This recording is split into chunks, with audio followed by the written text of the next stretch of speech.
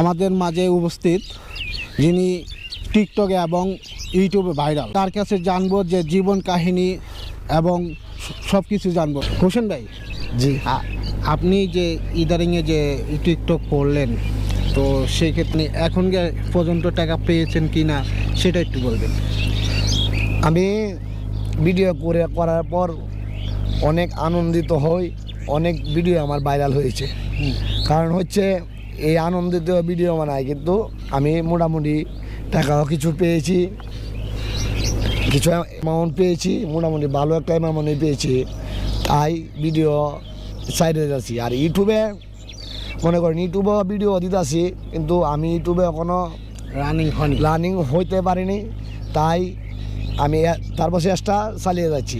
দর্শক আমার ভিডিও দেখে অনেক মোটামুটি অনেক ভিউ আসে ভিডিওতে। এইটাও সামনের দিকে এগিয়ে যাব। দর্শকে যদি একটু আমার ভিডিওটা দেখে তো সামনের দিকে যদি এগিয়ে যেতে পারি। আচ্ছা, আরেকটা বিষয় সেটা হচ্ছে যে এখন তরুণ জেনারেশন যেটা টিকটকে এবং ইউটিউবে যারা লেগে থাকছে, তো তাদের সম্পর্কে কিছু যদি বলতেন।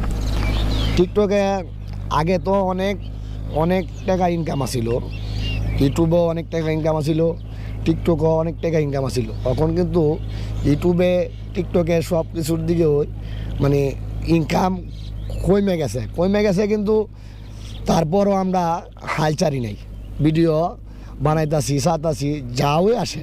আচ্ছা, আরেকটা বিষয় সেটা হচ্ছে আপনি বললেন যে